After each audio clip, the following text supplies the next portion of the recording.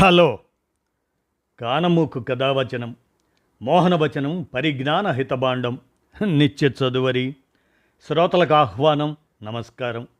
చదవదగునెవరు రాసిన తదుపరి చదివిన వెంటనే మరువక పలువురికి వినిపింపబూనిన అదియే పరిజ్ఞాన హితబాండమౌపో మహిళ మోహనవచనమై విరాజిల్లు. పరిజ్ఞాన హితబాండం లక్ష్యం ప్రతివారీ సమాచార హక్కు. ఆస్ఫూర్తితోనే ఇప్పుడు ప్రభాత్ పట్నాయక్ విరచితంశంగా నయా ఫ్యాసిజం ధోరణి మేధావులపై దాడి నయా ఫాసిజం ధోరణి మేధావులపై దాడి. ఇక వినండి. ప్రభాత్ పట్నాయక్. ప్రపంచీకరణ కాలంలో మేధావుల్లోని చాలా భాగం తమ దేశీయ సమాజాల మూలాల నుండి విడిపోయారు. గ్లోబల్ నెట్వర్కింగ్లో అంతకంతకు అంతర్భాగం అయిపోయారు. అందుచేత వారు తమ సొంత దేశాల శ్రామిక ప్రజానీకానికి దూరం అయ్యారు. దాంతో నయా ఫాసిజానికి ఈ మేధావి వర్గం మీద దాడి చేయటం తేలికైపోయింది. సాధారణంగా మేధావులు ప్రజాస్వామ్యాన్ని, లౌకికవాదాన్ని, సహనాన్ని సమర్థిస్తారు. వారి మీద నయా ఫ్యాసిజం దాడికి పూనుకోవడానికి కావలసిన భూమికను నయా ఉదారవాదం రూపొందించింది. ఆ క్రమంలో ఇప్పుడు శ్రామిక ప్రజలకు, మేధావులకు నడుమ ఏర్పడిన అగాధాన్ని అధిగమించి నయా ఫాసిజాన్ని ఓడించేందుకు అవసరమైన పరిస్థితులను సృష్టించాలి. నయా ఉదారవాదం ప్రస్తుతం ఎదుర్కొంటున్న సంక్షోభం నుండి అది సాధ్యమవుతుంది. ఎలా అంటే, కమ్యూనిస్టులు తాము పనిచేసే ప్రాంతాల్లో స్కూళ్లను, కాలేజీలను ఏర్పాటు చేసి నిర్వహించడం, అందుకోసం ప్రజల నుండి విరాళాలను సేకరించడం, వాటి నిర్వహణలో ప్రజల తోడ్పాటు తీసుకోవడం పరిపాటి. ఫ్యాసిస్ట్ సంస్థ ఆర్ఎస్ఎస్, దాని సంస్థలు కూడా పిల్లల కోసం స్కూళ్లను ఏర్పాటు చేసి నడుపుతాయి. అయితే ఈ స్కూళ్లకు కమ్యూనిస్టులు నడిపే స్కూళ్ళు పూర్తిగా భిన్నం. మొదటిది, కమ్యూనిస్టులు ఏర్పాటు చేసిన స్కూళ్లను తమ నియంత్రణలో ఉంచాలని కానీ, అందులో చదివే విద్యార్థులకు కేవలం తమ ప్రాపంచిక దృక్పథాన్ని మాత్రమే నేర్పాలని కానీ భావించలేదు. ప్రజల విద్యా ప్రమాణాలను మొత్తంగానే మెరుగుపరిచే కృషిలో తమ వంతు పాత్ర పోషించాలి అన్న లక్ష్యంతో వారు స్కూళ్ళు ఏర్పాటు చేశారు. ప్రజలు గనుక తమ విద్యాస్థాయిని మెరుగుపరుచుకుంటే సహజంగానే వారు కమ్యూనిస్టు ప్రాపంచిక దృక్పథం, విలువ, ప్రాధాన్యత గ్రహించగలుగుతారు అన్న విశ్వాసం కమ్యూనిస్టులకు ఉంది. కమ్యూనిస్టులు వారు నిర్వహించిన విద్యా సంస్థలు ఈ కారణంగానే ఒక సాధికార ప్రామాణిక విద్యా సంస్థలుగా రూపొందాయి. ఇక రెండవది, పిన్న వయసులోనే తమ భావజాలాన్ని ఎక్కించాలన్న ఎత్తుగడతో స్కూళ్ల ఏర్పాటు మీద ఫాసిస్టులు దృష్టి పెడతారు. కానీ కమ్యూనిస్టులు స్కూళ్లతో పాటు కాలేజీలను కూడా ఏర్పాటు చేసి పరిపక్వత పొందిన యుక్త వయస్కులు అక్కడ తమ భావాలను, అభిప్రాయాలను స్వేచ్ఛగా వ్యక్తం చేయడాన్ని ప్రోత్సహిస్తారు. అందుచేత విద్య పట్ల కమ్యూనిస్టుల దృక్పథం వేరు, ఫ్యాసిస్టు దృక్పథం దానికి పూర్తి విరుద్ధం. ఆకలితో ఉన్న మనిషి పుస్తకం చేత పట్టుకోవాలని ఆరాటపడతాడు అని బెర్టోల్డ్ బ్రెక్ట్ రాశాడు. విద్య అనేది మనిషి దృక్పథాన్ని విశాలంగా పెంపొందిస్తుందని, అందుచేత అది విముక్తి పొందటానికి దోహదపడుతుందని దాని భావం. విద్య ఎడల ఫ్యాసిస్ట్ దృక్పథం ఇందుకు పూర్తి భిన్నం. ప్రజల దృక్పథం ఎంత విశాలంగా పెరిగితే అంతగా అది తిరుగుబాటుకు దారితీస్తుందని, అందుచేత విద్యను పరిమితుల్లో ఉంచి అదుపు చేయాలని, దాని స్థానంలో ఫ్యాసిస్ట్ ప్రచార భావజాలాన్ని మాత్రం ఎక్కించాలని వాళ్ళు భావిస్తారు. ఆకలిగొన్న మనిషిని పుస్తకం చేత పట్టమని కమ్యూనిస్టులు ప్రోత్సహిస్తే, ఫ్యాసిస్టులు నాజీ జర్మనీలో మాదిరిగా పుస్తకాలను తగలబెట్టమని ప్రోత్సహిస్తారు.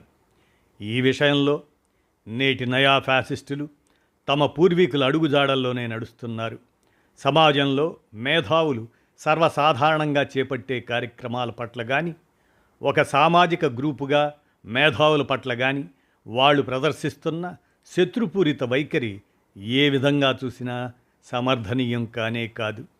ఇప్పుడు ఎంతో ఉన్నత స్థాయిని సాధించిన విద్యా సంస్థలను వాళ్ళు భారతదేశంలో నాశనం చేస్తున్నట్లే ఇటువంటి నయా ఫాసిస్ట్ పాలకులు ఉన్న ఇతర దేశాల్లో కూడా చేస్తున్నారు. అమెరికాలో సైతం విద్యా సంస్థలకు ఇదే గతి పడుతుంది.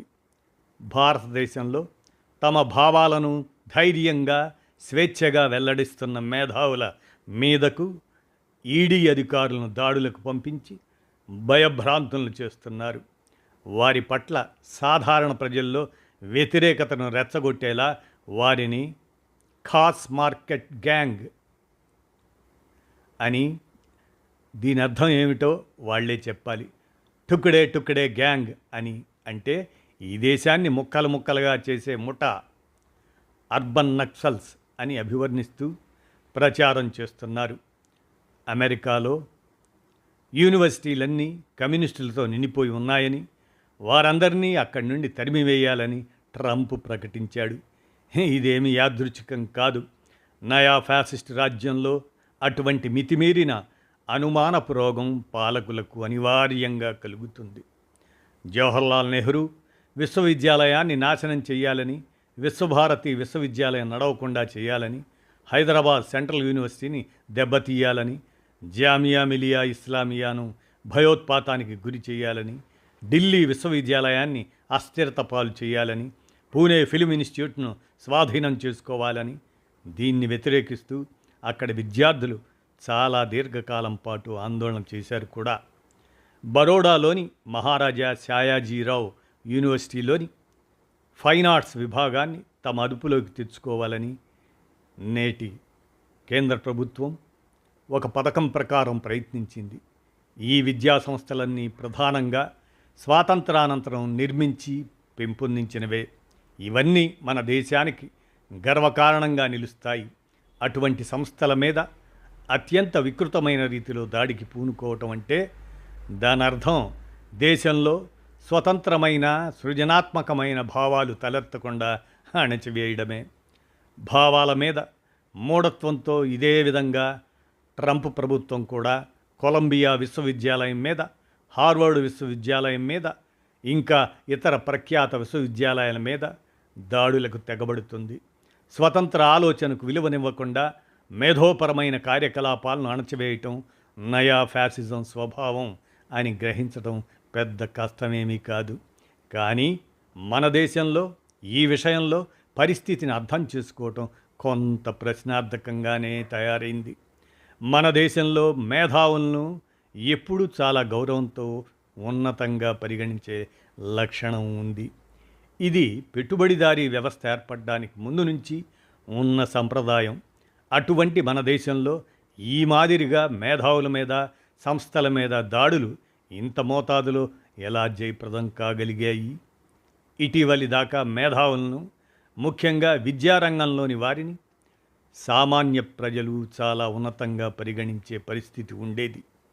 అటువంటప్పుడు నేటి కేంద్ర ప్రభుత్వం ఈ విధంగా మేధస్సుపై దాడులకు పూనుకున్నప్పుడు ఆ ప్రజల్లో వ్యతిరేకత రావాల్సినంత స్థాయిలో ఎందుకు రావడం లేదు?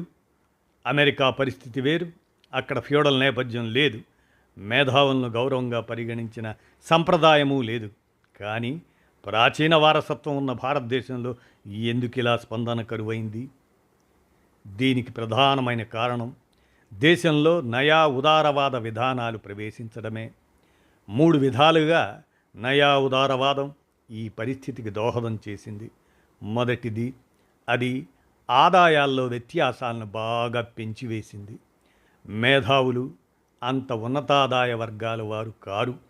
అయినప్పటికీ దేశంలోని అత్యధిక ప్రజానీకంతో పోల్చుకున్నప్పుడు వారు నయా ఉదారవాద కాలంలో మెరుగుగానే ఉన్నారు. దీనిని వివరించడానికి ఒక ఉదాహరణ ఇస్తాను.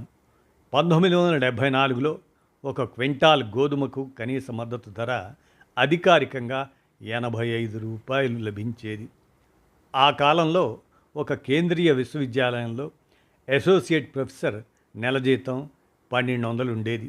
ఇప్పుడు గోధుమ మద్దతు ధర 2275 ఉంది.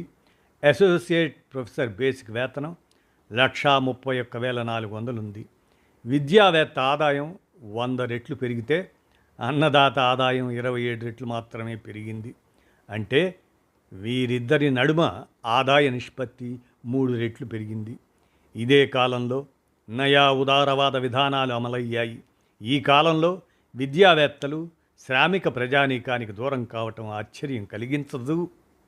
రెండవ కారణం, పెట్టుబడిదారీ విధానం అంతకు పూర్వ సమాజాల్లో ఉండిన వివిధ సామాజిక దొంతరలను సమూహాలను కరిగించి వేసి తనలో ఇముడ్చుకుంటుంది. నయా ఉదారవాద విధానాలు ప్రవేశించాక ఫక్తు పెట్టుబడిదారీ పద్ధతులను ఏమాత్రము జంకు గుంకు లేకుండా అమలు జరుపుతూ వివిధ ఫ్యూడల్ అవశేష సమూహాలను తనలో కరిగించి వేస్తూ ఆ క్రమంలో మేధావులకు శ్రామిక ప్రజానీకానికి నడుమ అగాధాన్ని పెంచివేసింది. మూడవది, దీనికి తోడు వ్యక్తివాదం బలపడింది. ప్రపంచీకరణ కాలంలో మేధావుల్లోని చాలా భాగం తమ దేశీయ సమాజాల మూలాల నుండి విడిపోయారు. గ్లోబల్ నెట్వర్కింగ్లో అంతకంతకు అంతర్భాగం అయిపోయారు. అందుచేత వారు తమ సొంత దేశాల శ్రామిక ప్రజానీకానికి దూరం అయ్యారు. దాంతో నయా ఫాసిజానికి ఈ మేధావి వర్గం మీద దాడి చేయటం తేలిక అయిపోయింది. సాధారణంగా మేధావులు ప్రజాస్వామ్యాన్ని, లౌకికవాదాన్ని, సహనాన్ని సమర్థిస్తారు. వారి మీద నయా ఫాసిజం దాడికి పూనుకోవడానికి కావలసిన భూమికను నయా ఉదారవాదం రూపొందించింది. ఈ మేధావి వర్గం సమాజంలోని అసమానతలను, ప్రత్యేకతలను కనిపించకుండా గందరగోళపరుస్తుందని, అందుచేత అటువంటి మేధావుల పట్ల శ్రామిక ప్రజానీకంలో గౌరవం తగ్గిపోతే దానిని ఆహ్వానించవలసిందేనని ఎవరైనా భావిస్తే అది పొరపాటు. సమసమాజంలో ప్రత్యేకంగా మేధావులు అని ఎవరూ ఉండరు. ఎందుకంటే అప్పటికి ప్రతి ఒక్కరూ శ్రమజీవిగాను మేధావిగాను తయారవుతారు. అటువంటి మార్పు కోసమే కమ్యూనిస్టులు విద్యా సంస్థలను ఏర్పాటు చేయటానికి తాపత్రయపడతారు. కానీ ఇప్పుడు ఆ పేరుతో మేధావుల పాత్రను చిన్నబుచ్చటం చాలా నష్టదాయకం. ఇప్పుడు మన సమాజాన్ని దారి తెన్ను లేకుండా నయా ఫాసిస్టుల బారిన, ప్రేలాపరాయుళ్ల బారిన వదిలిపెట్టడానికి దోహదం చేస్తుంది. ఆలోచనలు ఒక చిన్న గ్రూపు వరకే పరిమితమైపోయి వారే ఆ భావాల మీద గుత్తాధిపత్యం చెలాయిస్తూ ఇతర భావాలను ధ్వంసం చేస్తున్న దశ నేడు రూపొందుతుంది. దానికి భిన్నంగా భావాలను సామాన్య ప్రజానీకం మధ్యకు విస్తృతంగా తీసుకుపోవలసిన అవసరం ఉంది. కీన్స్ వంటి ఉదారవాద పెట్టుబడిదారీ మేధావి కూడా పెట్టుబడిదారీ సమాజానికి విద్యావంతులైన బూర్జువాలు చాలా అవసరం అని భావించాడు. అటువంటి వారు సమాజం మీద గణనీయమైన ప్రభావాన్ని చూపగలుగుతారని, వారు ఆ సమాజంలో వ్యక్తమవుతున్న లోపాలను గుర్తించి వాటిని సరిచేయడానికి తోడ్పడతారని అతడు భావించాడు. కానీ నయా ఉదారవాద దశలో తమ సొంత గోల తప్ప సమాజం గురించి ఏమాత్రం పట్టించుకొని మేధావులు తయారయ్యారు. వారు సమాజాన్ని ఏ విధంగానూ ప్రభావితం చేయలేకపోతున్నారు. ఇది పెట్టుబడిదారీ వ్యవస్థలో ఉత్పన్నమైన ఒక ముఖ్యమైన వైరుధ్యం. భారతదేశం వంటి దేశాల్లో నయా ఫ్యాసిజం అభివృద్ధి చెందడానికి ఇది తోడ్పడింది. ఇప్పుడు శ్రామిక ప్రజలకు, మేధావులకు నడుమ ఏర్పడిన అగాధాన్ని అధిగమించి నయా ఫాసిజాన్ని ఓడించేందుకు అవసరమైన పరిస్థితులను సృష్టించాలి. నయా ఉదారవాదం ప్రస్తుతం ఎదుర్కొంటున్న సంక్షోభం నుండి అది సాధ్యమవుతుంది. నయా ఉదారవాదంలో తొలుత ప్రత్యేక స్థానాన్ని అనుభవించిన మేధావి వర్గం ఇప్పుడు ఈ సంక్షోభానికి బలి అవుతుంది. క్రమంగా తన ప్రత్యేక స్థానాన్ని కోల్పోతుంది. రైతులతో పోల్చితే ఎక్కువ వేతనాలు విద్యావేత్తలు పొందుతున్నారని మొదట నేను పేర్కొన్నాను. అయితే ఇటీవల కొన్నేళ్లుగా వారిలో చాలామందికి వేతనాలు సకాలంలో చెల్లించబడటం లేదు. ఈ నయా ఉదారవాద సంక్షోభ కాలంలో విద్యావేత్తలు ఎదుర్కొంటున్న ఆర్థిక సమస్యలు క్రమంగా ఈ విద్యావేత్తల భవిష్యత్తును శ్రామిక ప్రజల భవిష్యత్తుతో ముడిపడేలా నెడుతున్నాయి. ఇప్పుడు నయా ఉదారవాద విధానాలతో పాటు నయా ఫ్యాసిజం కూడా ఎదుర్కొంటున్న సంక్షోభం అన్నింటికీ కేంద్రంగా ముందుకు వస్తుంది అని అంటూ ఈ అంశం ప్రభాత్ పట్నాయక్ విరచిత అంశాన్ని స్వేచ్ఛానుసరణగా అందజేసిన ప్రజాశక్తి వారికి కృతజ్ఞతలతో ఈ అంశాన్ని మన కానమోకు కథావచనం శ్రోతలకు మీ కానమోకు స్వరంలో నయా ఫ్యాసిజం ధోరణి మేధావులపై దాడి అనే అంశంగా వినిపించాను. ఆలోచించండి. విన్నారుగా. ధన్యవాదాలు.